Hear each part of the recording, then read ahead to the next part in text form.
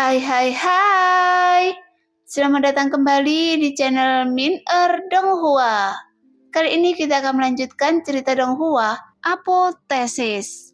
Nggak pakai lama lagi, langsung aja kita ke ceritanya. Cekidot. Mengapa Losen terluka? Apakah ada yang menyerangnya? Sungguh aneh, ada apa dengan orang ini?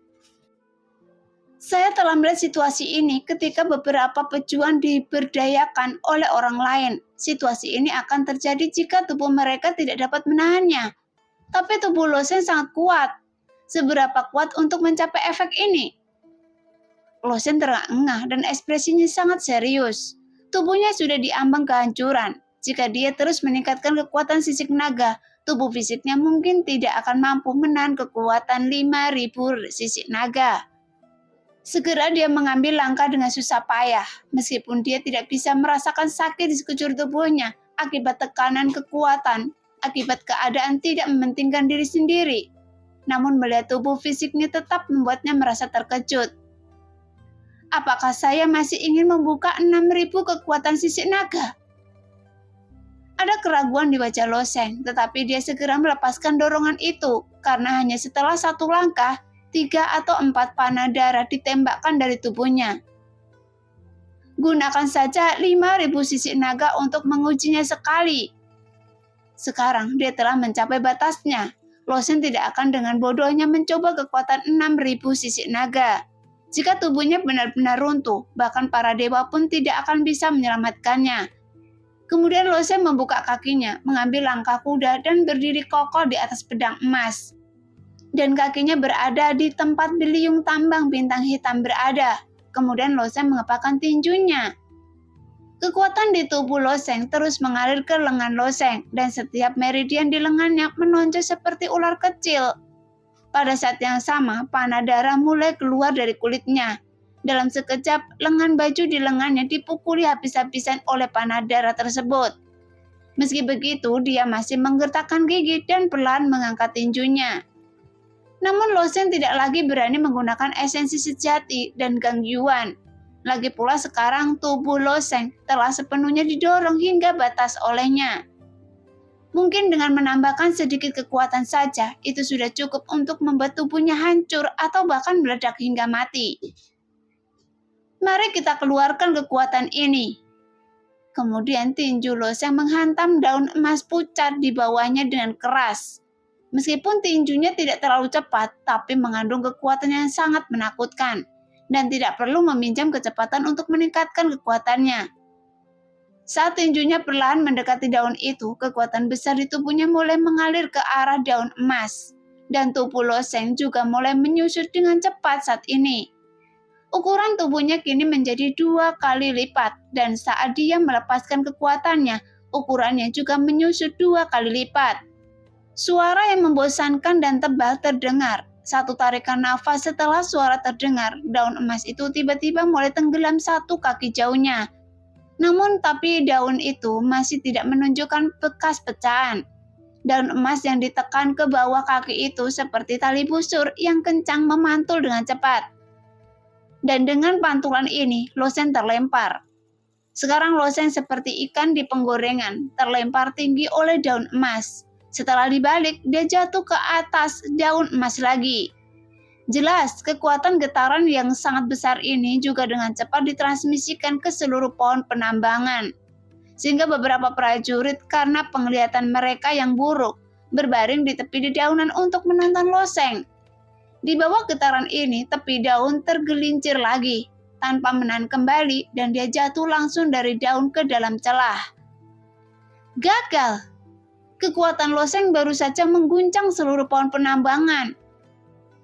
Kekuatan itu benar-benar sangat kuat. Saya khawatir bahkan para penguasa besar alam laut dewa pun tidak dapat memiliki kekuatan yang begitu menakutkan.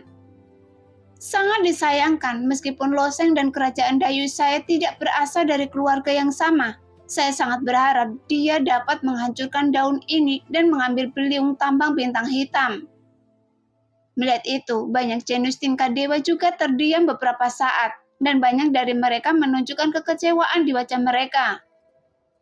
Apakah Losen dapat mengambil beliung tambang bintang hitam atau tidak?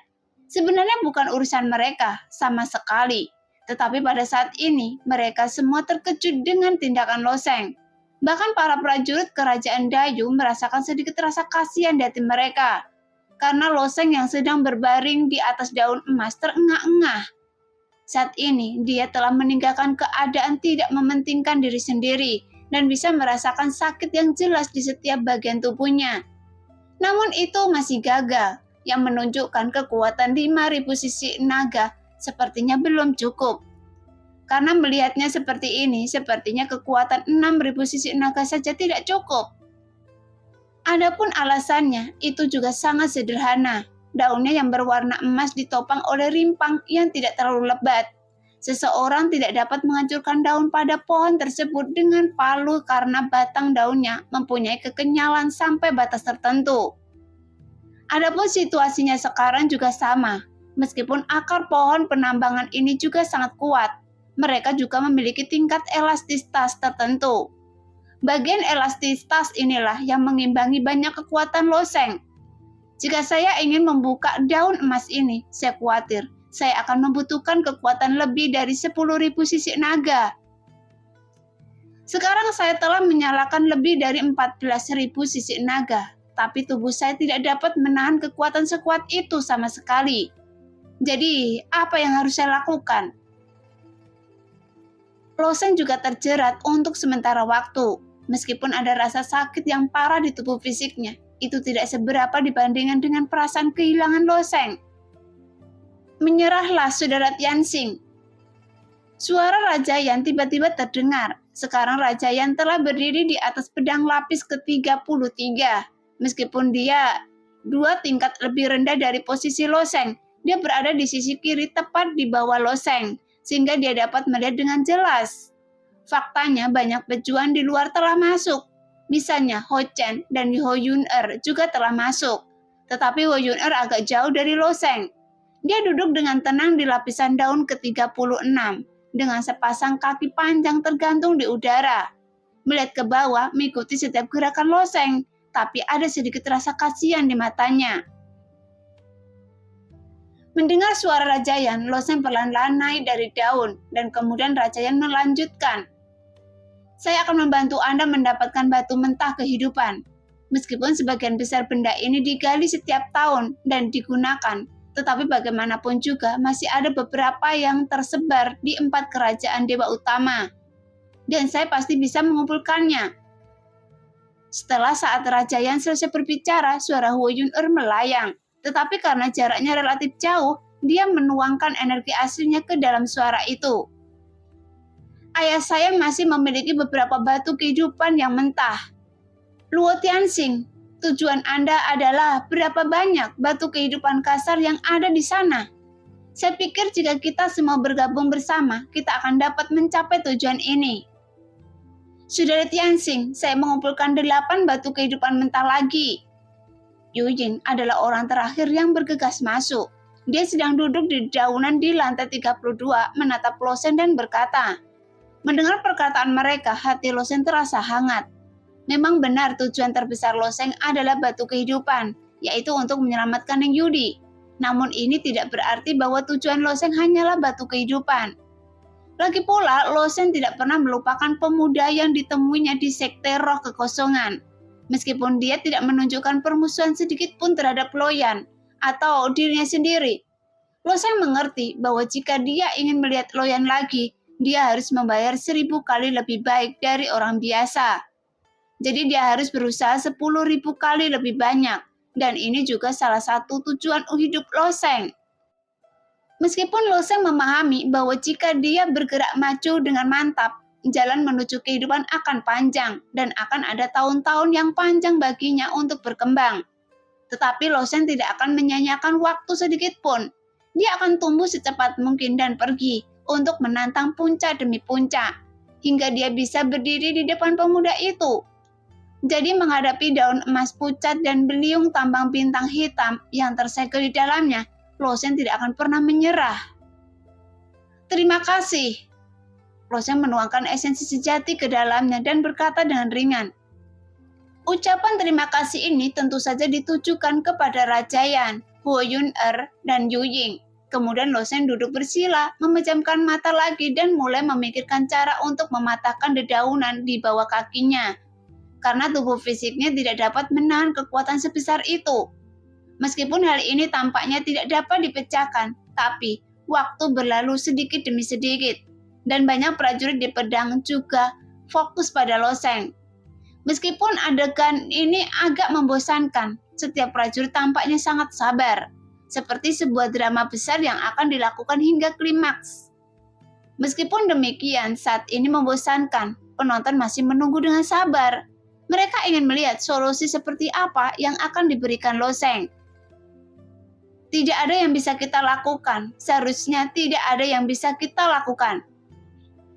Selama ribuan tahun, beberapa banyak solusi yang telah dipikirkan oleh para penguasa besar alam laut dewa. Dan hampir semua solusi yang harus dipikirkan telah dipikirkan. Meskipun Lo Tianxing adalah seorang jenius di antara semua orang kuat yang telah mencapai alam laut dewa, siapa yang tidak jenius? Sekarang Lo Sheng duduk dengan tenang di atas daun dan matanya menjadi lebih tenang, bahkan pikiran di benaknya juga menjadi semakin jernih.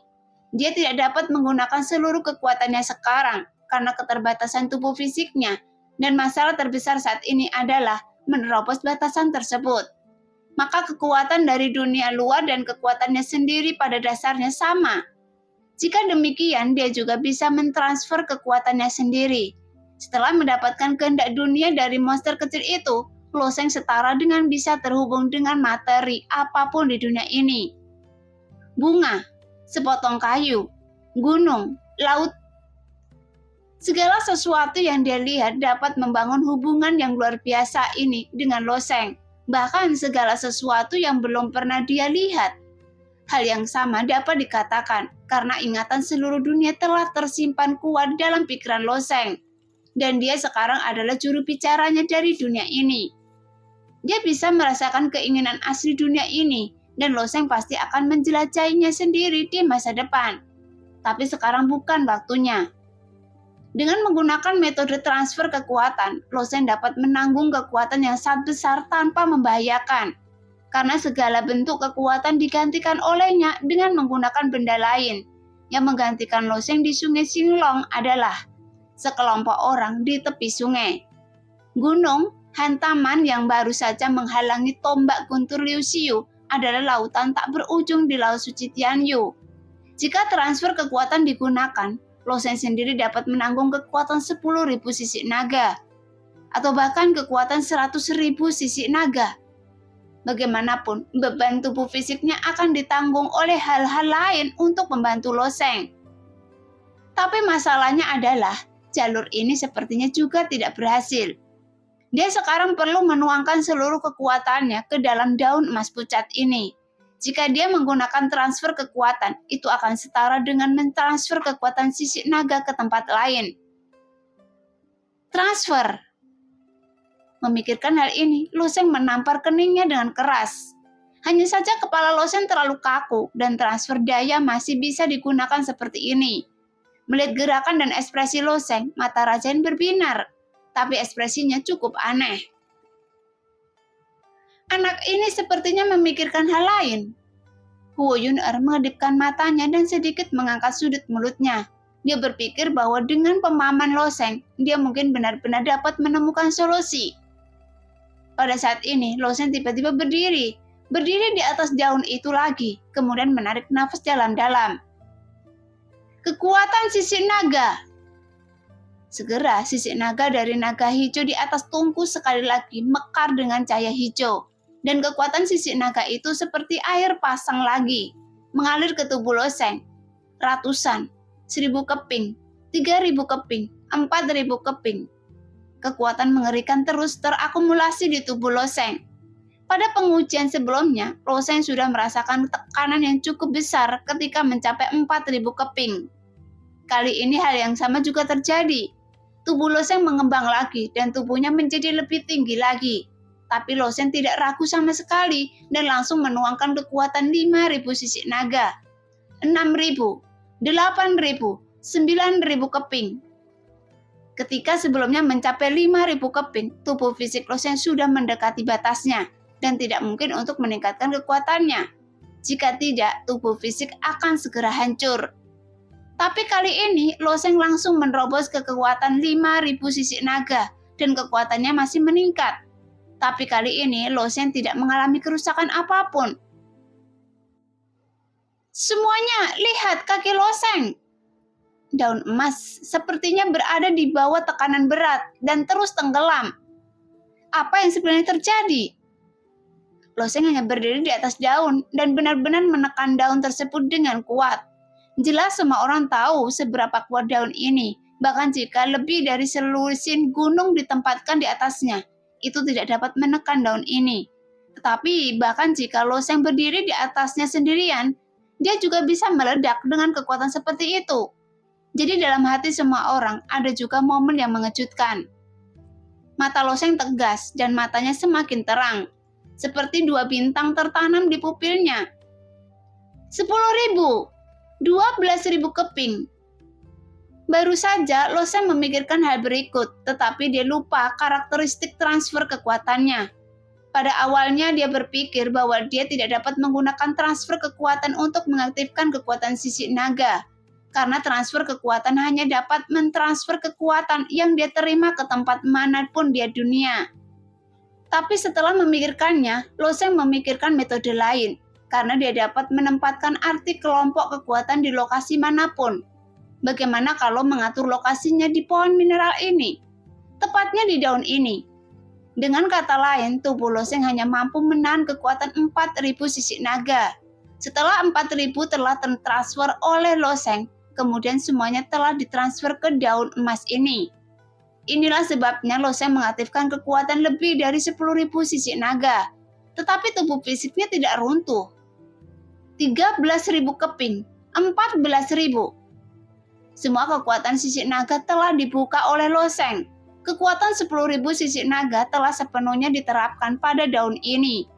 Sedangkan kekuatan 4.000 sisik naga lainnya terkandung dalam tubuh Loseng. Setelah seluruh daun emas sepenuhnya ditekan oleh Loseng, di bawah tekanan yang begitu besar, daun emas ini sudah hancur dan diinjak oleh Loseng hingga batasnya. Di sana! Pada titik ini, Loseng membuka kakinya lagi dan mulai terus memasukkan kekuatan di tubuhnya ke dalam tinjunya. Pembuluh darah di lengannya sekencang ular kecil. Kali ini Loseng telah mencapai batasnya. Jika dia masih tidak bisa mematahkan daun ini, Loseng tidak akan menyerah. Skenario terburuknya adalah meminta Ho Yun-er pergi lagi, dan dia akan melahap senjata terkutuk itu lagi. Memikirkan hal ini, tinju Loseng tiba-tiba mengenai daun emas pucat di bawah. Awalnya kekuatan ribuan sisik naga ditanamkan ke dalam daun ini. Kali ini, gangguan milik Loseng sendiri meledak, dan pada saat yang sama, kekuatan 4.000 sisik naga juga tiba-tiba tercurahkan. Setelah membantingnya dengan kedua tinjunya, retakan samar muncul di daun emas pucat. Retakan? Wajah Loseng menunjukkan sedikit kegembiraan, namun ekspresi para prajurit yang menonton dari atas ke bawah tiba-tiba berubah drastis. Dia berhasil! Luo Tianxing berhasil! Ya Tuhan, daun emas yang tidak bisa dihancurkan selama bertahun-tahun sebenarnya dihancurkan oleh Loseng. Ini Luo Tianxing terlalu kuat. Beliung tambang bintang hitam hanyalah beliung tambang, tapi bagaimanapun juga itu adalah artefak tertinggi. Ini acara besar, ini benar-benar acara besar. Para jenius tingkat dewa dari semua lapisan masyarakat semuanya melihat dengan penuh perhatian dan segala macam pemikiran ada di benak mereka untuk sementara waktu. Namun kecuali beberapa orang seperti Raja Yan, Ho Yun-er, Yu Ying, dan lainnya, semua orang tidak bisa menahan rasa cemburu di hati mereka. Kecemburuan semacam ini hampir berasal dari naluri tubuh dan tidak bisa dihindari sama sekali. Beberapa pejuang yang awalnya mengira Loseng akan menghancurkan daun emas ini tidak menantikannya saat ini. Sebaliknya mereka berharap Loseng akan gagal. Datang lagi. Sosok kekar Loseng membungkuk lagi dan tinjunya menghantam daun emas itu lagi. Retakan kedua terlihat pada daun emasnya, dan retakan ini meluas sepanjang retakan pertama. Meskipun semuanya sulit pada awalnya, ketika retakan pertama muncul di daun emas, retakan ini menjadi cacat terbesarnya. Loseng mengikuti cacat ini untuk membuat lebih banyak retakan. Pukulan demi pukulan menghantam daun emas dan retakan masih terlihat. Ketika semakin banyak retakan, mata Loseng mengembun dan garis-garis esensi sejati tiba-tiba muncul di tinjunya yang sedikit gemetar. Dan kemudian esensi sejati itu berubah menjadi cahaya bintang kecil dan menyelimuti Loseng. Bintang-bintang tenggelam, bumi berguncang, hancurkan menjadi beberapa bagian. Loseng menggertakkan gigi dan melakukan pukulan terakhir. Tuar! Semua orang tiba-tiba mendengar suara retakan yang tajam. Daun emas di bawah kaki Loseng tiba-tiba retak dari tengah. Dan pada saat yang sama, batang daun emas juga putus. Kemudian beliung tambang bintang hitam melompat keluar dari ribuan pecahan. Meskipun banyak jenius tingkat dewa yang hadir tahu bahwa mereka jelas bukan tandingan Loseng, ekspresi wajah mereka tidak lagi tenang. Ketika mereka melihat beliung tambang bintang hitam ini, belum lagi artefak tertinggi. Bahkan artefak biasa pun akan menyebabkan para jenius tingkat dewa yang tak terhitung jumlahnya mengambil resiko yang sangat besar. Bahkan jika mereka mempertaruhkan nyawa, mereka pasti akan mengambil tindakan karena senjata ini sudah sangat besar. Pada saat ini, 7 atau 8 jenius tingkat dewa ditembakkan dari lapisan daun ke-36. Meskipun setelah meninggalkan daun mereka akan ditarik ke bawah oleh gravitasi yang tak terlihat. Namun saat mereka meninggalkan daun, mereka dapat menyesuaikan arahnya dalam batas terbatas. Tentu saja arahan mereka secara alami ditunjukkan pada beliung penambangan. Bahkan tidak hanya di lantai 36, tetapi juga di lantai 37. Beberapa prajurit melompat turun dan bergabung dalam pertarungan memperebutkan beliung tambang bintang hitam. Adapun para prajurit di lantai 34 dan 33, mereka juga menunggu kesempatan. Selama beliung tambang bintang hitam jatuh, mereka akan bergabung dalam pertarungan tanpa ragu-ragu. Ketika daun emas dihancurkan oleh Loseng, semua pecahan termasuk Loseng dan beliung tambang bintang hitam terlempar dengan inersia dan kemudian ditarik ke bawah oleh gravitasi yang sangat besar. Saudara Tianxing, hati-hati! Raja Yan berdiri di atas daun tidak jauh dari sana dan memperingatkan. Raja Yan masih agak jauh dari Loseng, tetapi dia tidak bisa mendekati Loseng. Saat ini, jadi dia hanya bisa memberi sebuah peringatan. Situasi yang sama berlaku untuk Yu Ying dan Ho Yun-er. Mendengar itu, wajah Loseng menunduk ketika dia melihat para prajurit terbang ke bawah dan berlari menuju beliung tambang bintang hitam. Namun, butuh banyak usaha baginya untuk mendapatkan beliung tambang bintang hitam. Meskipun orang-orang ini tahu cara mendapatkan penawaran, tapi bagaimana bisa begitu mudah memanfaatkan keunggulan Loseng? Ingin mencuri barang-barang saya? Mencari kematian. Loseng mendengus dingin pada saat ini. Tekanan jiwa dalam pikiran Loseng tiba-tiba meledak. Namun sebelum Loseng melepaskan tekanan jiwa, dia masih memiliki tingkat reservasi tertentu. Jika tidak, dengan jiwanya yang terintegrasi dengan kehendak dunia, para pejuang alam kesengsaraan kekosongan ini bahkan tidak akan bisa mendekatinya. Bagaimanapun, beliung tambang bintang hitam ini sangat penting bagi Loseng. Jadi bagaimana Loseng bisa mentolerir keterlibatan orang lain? Jadi kali ini, tekanan jiwa Loseng benar-benar meledak. Meskipun Loseng jatuh dengan sangat cepat, hampir dalam sekejap mata, dia jatuh dari lantai 35 ke sekitar lantai 20 bersama dengan beliung tambang bintang hitam dan pecahan pedang emas. Pada saat ini, dia berada jauh dari Ho Yun-er dan Raja Yan, dan yang lainnya tidak lagi jauh. Tetapi meskipun jarak mereka lebih dari 10 tingkat, tekanan jiwa Loseng meledak membuat Raja Yan, Ho Yun-er dan prajurit lain yang tidak meninggalkan daun menjadi pucat. Sejauh ini, tekanan jiwa ini masih sangat menakutkan. Kali ini, Loseng mungkin benar-benar marah. Raja Yan berkata dengan ringan. Yu Ying mendengus dingin tidak jauh dari situ. Saudara Tianxing bekerja keras untuk membuka daun ini, tetapi orang-orang sialan ini ingin duduk santai dan menikmati manfaatnya, membuat mereka mencari kematian. Jadi, tidak ada orang lain yang bisa menyalahkan Luo Tianxing. Huo Yun-er duduk di tepi daun, mengayunkan kakinya dan memandang dengan acuh tak acuh. Jika dia pernah melihat adegan ini di masa lalu, tidak peduli siapa itu, dia akan mencoba menghalangi pihak lain untuk berhenti. Di bawah tekanan jiwa seperti itu, orang-orang itu mungkin tidak dapat bertahan. Tapi pada saat ini, keseimbangan dalam hatinya telah benar-benar miring. Tapi dia berpikir Luo Tianxing melakukan hal yang benar. Jadi bagi mereka yang ingin merebut beliung tambang bintang hitam, mereka pantas mendapatkannya. Meskipun ada beberapa prajurit yang masih berdiri di atas daun, dan wajah mereka juga menunjukkan ekspresi kegembiraan. Baru saja, mereka juga ingin bergegas turun dan bertarung. Tetapi mereka terlalu jauh dari daun loseng. Atau mereka menahan diri. Dorongan hati mereka sendiri ketika para pejuang itu merasakan tekanan jiwa loseng. Bagaimana mungkin mereka tidak merasa ketakutan di dalam hati mereka? Karena di bawah tekanan jiwa seperti itu, mungkin tidak ada prajurit alam kesengsaraan kekosongan yang bisa bertahan. Namun, meskipun mereka berjauhan, mereka semua ditelan oleh tekanan jiwa loseng.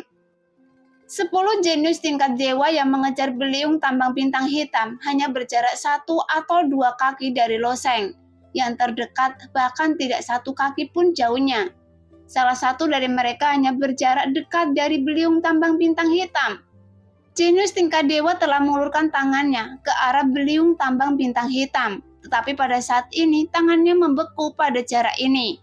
Tidak ada kemajuan lagi karena 10 jenius tingkat dewa terkikis oleh tekanan jiwa loseng saat ini. Garis-garis darah mengalir dari mulut, hidung, telinga, dan mata mereka. Selama proses jatuh, darah yang mengalir dari mereka masih bergoyang dan tidak ada kehidupan dapat dirasakan dari tubuh mereka. Segera, loseng dan beliung tambang bintang hitam jatuh ke dalam lingkaran cahaya di bagian bawah, dan para jenius tingkat dewa mengikuti dari belakang. Di satu sisi piramida, dengan bukaan yang terus berkedip, loseng berdiri kokoh di lubang besar yang sebelumnya hancur, dan beliung tambang bintang hitam dipaku dengan kuat ke tanah. Setelah menarik nafas, lingkaran cahaya di atas kepala loseng menyala terus-menerus. Dan kemudian mayat-mayat menghantam tanah dengan keras.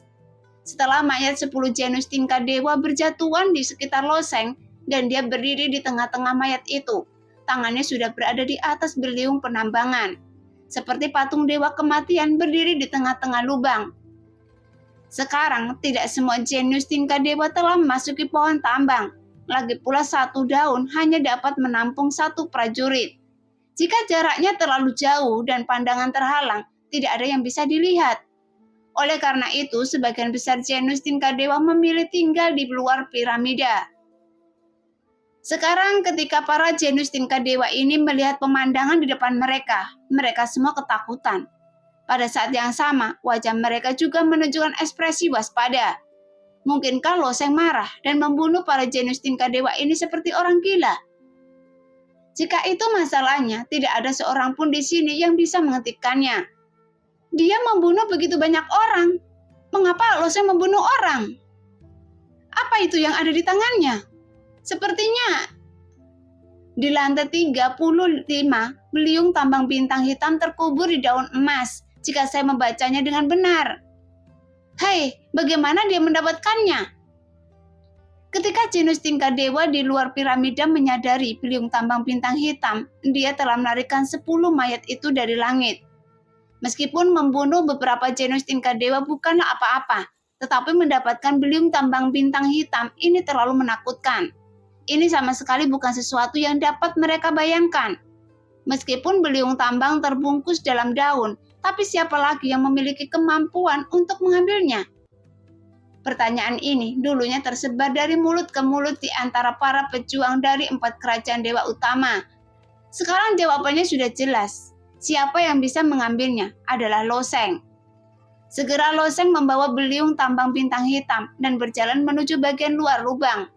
Pikirannya sama sekali tidak tertuju pada orang-orang itu. Namun para jenius tingkat dewa ini sama sekali tidak takut pada Loseng.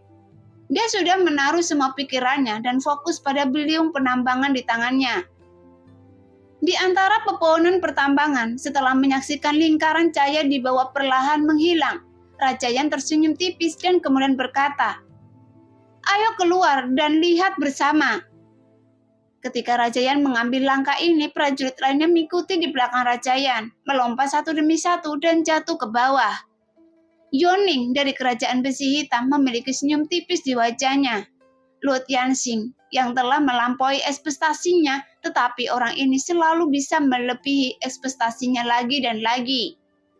Yoning sebelumnya merasakan krisis persaingan Raja Yan, jadi dia mulai menekan Raja Yan. Dia selalu memiliki keunggulan absolut. Tetapi sekarang, karena Loseng saja, Yoning mungkin ditekan oleh Zhou Zihua, tidak dapat menyerah. Namun dalam analisis terakhir, mereka masih bersaudara, dan mungkin tidak perlu ada persaingan balas dendam seperti itu. Jadi wajah Yoning menunjukkan ekspresi lega, kemudian dia meninggalkan tempat itu. Sekarang semua orang kembali keluar piramida, dan Loseng berdiri tidak jauh, memegang beliung tambang bintang hitam di tangannya. Tetapi alisnya sedikit mengernyit. Loseng tidak tahu bahan apa yang terbuat dari beliung tambang bintang hitam. Yang paling penting adalah Loseng melihat beliung mineral bintang hitam berulang kali, tetapi dia tidak dapat melihat sesuatu yang istimewa tentang beliung tambang ini. Apakah ini yang disebut artefak tertinggi? Pertanyaannya adalah, di manakah dewa benda ini? Entah itu senjata semi suci di lengan Huo Yun-er atau tombak guntur surgawi milik Liu Xiu. Momentum dan kekuatan yang terkandung di dalamnya jauh melampaui apa yang bisa dibandingkan dengan senjata suci biasa. Tapi selain bahan yang sangat keras dari beliung tambang bintang hitam ini, Loseng tidak tahu bagaimana tampilannya seperti artefak. Dan itu juga merupakan artefak tertinggi. Nah, demikianlah cerita hari ini. Terima kasih yang sudah menonton video Min Earth sampai selesai. Sampai jumpa di video selanjutnya. Bye-bye.